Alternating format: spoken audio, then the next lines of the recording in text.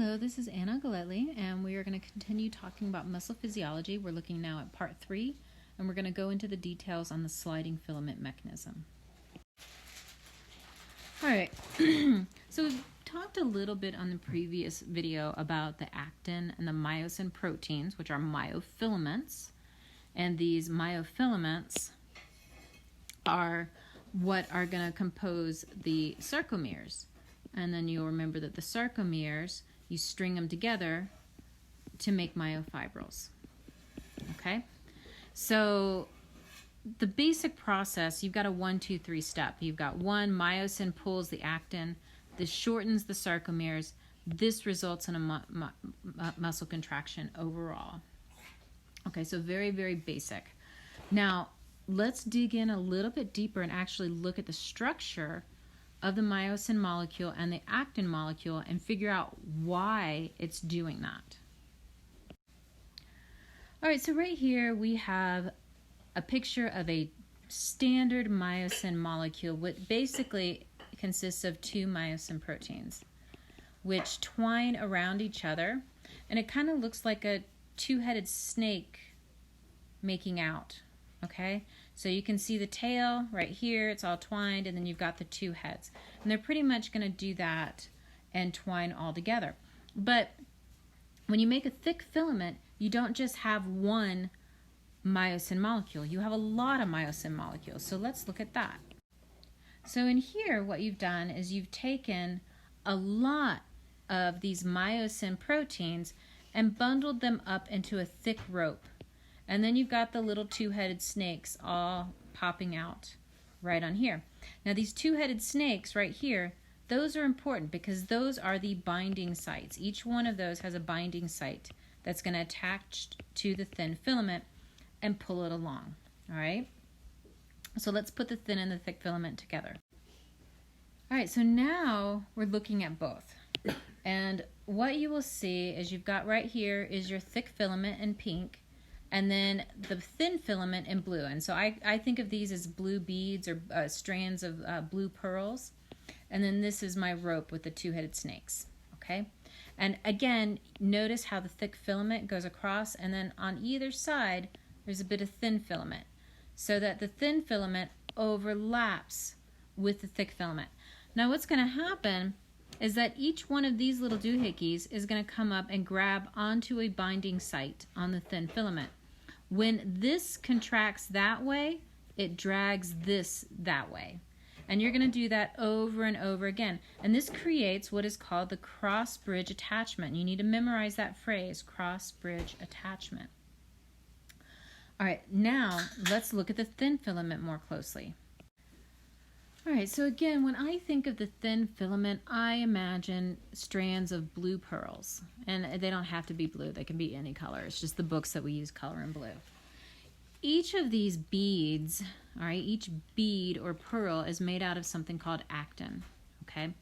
And it gets a little bit more complicated than that. I'm not gonna ask you that you really memorize all of that. An individual bead is called a G-actin. And then right here, let me change color so you can see that better.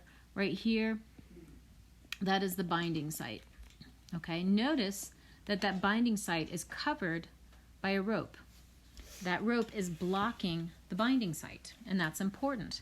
So the rope is called tropomyosin.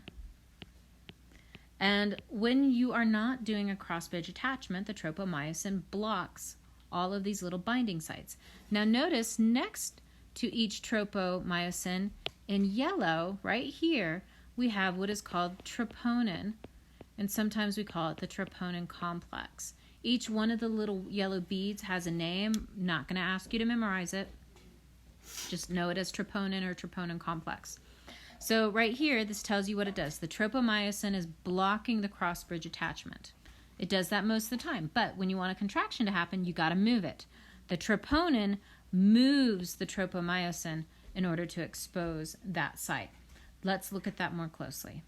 All right, and again, I'm sorry when these PowerPoints get converted to PDF to come into this program for lecturing on, it often screws up the formatting, so the yellow box doesn't look right.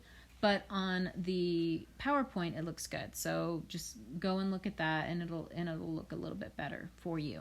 Okay, so I'm labeling right here the different parts, the T and T, the T and C, and the T and I, just because the picture is labeling the T and T, the T and C, and the T and I.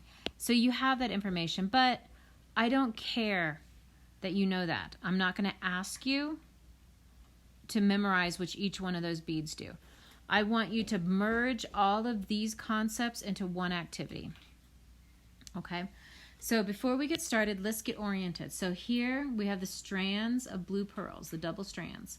You can see a myosin head coming there and a myosin head coming right there, and they're attaching to the troponin, to that G-actin right there.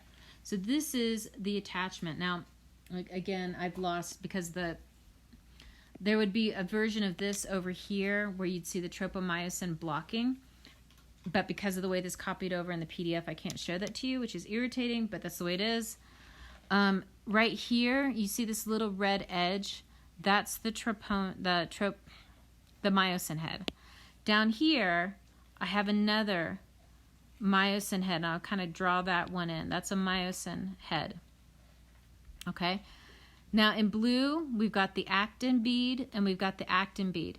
Now, right here in this tan color that I'm going to color in red, that is your tropomyosin. Now, it's not completely covering the binding site, but it's close enough that the head cannot get there. It's blocked, okay? So, what's going to happen is the troponin complex, which is right here, is right next to the tropomyosin. What I need to do is I need to move all of that out of the way so that the myosin head can attach. So what we're going to do is we're going to, let me see, I want a highlighter, I think. We're going to release a whole bunch of calcium, all right? And this calcium is going to migrate over here. So if you look over on the first one, you see there's only 2 calcium molecules, okay? But over here, there are 4 calcium molecules. When you put 4 calcium molecules on the troponin, it causes the troponin to kink, all right? It changes the shape. When you change the shape, when this curves, it grabs onto this tropomyosin and it drags it in that direction as well. So this, when it curves, grabs this and drags it with it, kind of like a scooping hand pulling it out of the way. Now this is exposed and my myosin head can attach to it, which you're seeing right here. And here you can see the full contraction of the troponin complex moving the tropomyosin out of the way. Now there are 4 steps here, all right? 4 steps to this cross-bridge attachment. And I want you to draw this out 5 times. And I want you to memorize the parts and the steps. Again, right here, for the troponin, just memorize it as troponin complex. You don't need to know the names of the individual beads, the yellow beads. All right, but you do need to memorize that as the troponin complex, and you need to memorize that as the tropomyosin. Okay? So don't blow this off. Seriously. Draw it out several times and memorize all the parts. Okay. Let's look at this in another way. Okay, so the previous slide was kind of showing you a linear approach to how the cross-bridge attachment works. This picture is kind of trying to show it a little bit more circular, more as a cycle, because that's what it truly is a cycle. And again, this is one of those pictures you want to draw it out. Draw it 5 times with labels. Okay, explaining each step. So if we come over here, right here, we are kind of at the pause, the relaxed state, okay? I've got my thick filament, and then I've got my thin filament, and basically right here, I need to be able to get this to bind to that. So we got to move the tropomyosin out of the way. We're going to do that by releasing calcium. The calcium is released that moves the troponin, exposing the tropomyosin. So then we come up here, and you can see that we've moved that. So now the myosin head can attach to the G-actin. Now let's come back over to this myosin head, and I want to draw your attention to the ADP molecule, the adenosine diphosphate, and the phosphate. Okay? I have those up here as well, and pay attention to those. Those are important. So once this myosin head gets here and attaches, it's going to swivel forward, okay? And the ADP and the P are going to pop off during that process because you've got another shape change. So this movement causes the thin filament to move towards the center. That's the contraction. And it caused this part to pop off, okay? Now that's important. Now this one picture I don't like, the one thing I don't like is that they've got the beads right here, okay? And this is your attachment site. And they've got, it should have a thing that's like this with the myosin head. And what it should show is that you go from this state to this state after the ATP molecule gets on here. This picture makes it look like the ATP molecule comes afterwards. Basically, the myosin head cannot release until ATP connects. Okay? If the ATP doesn't connect, it will always stay in this state and it will never pop off. Okay? And that's what causes rigor mortis. So the ATP, this is what causes that to pop off. Okay? And that's really important that you remember that. Now, what we're going to do with this ATP is we're going to hydrolyze it. So I want you to notice the angle of the head right here. This is the cocked, excuse me, it's not the cocked position. Where's my eraser? This is the swiveled position. This is the cocked position, okay? Hydrolyzing the ATP gets this into that orientation, and then the ATP splits and it forms the ADP and the P molecule that's on the head, okay? So all of those steps are really important. Now, the next slide, I'm not going to read this to you because I've already gone over it, but let's look at it, okay? This slide, I've written down all of those steps that I just described. Now again, I converted to PDF, so my arrows look stupid, but in the PowerPoint, the arrows are in the correct position and it looks a little bit better. This you want to draw out several times, and you want to put your explanatory labels next to each step. All right, don't blow that off. Do it. You'll be happy. All right? All right, let's do everything all over again. All right, what I have found with muscle physiology is to remember it, it requires a lot of repetition. And that's why I keep saying, draw it out 5 times. Repeat. Look at different pictures. So here I'm pulling the pictures from the book.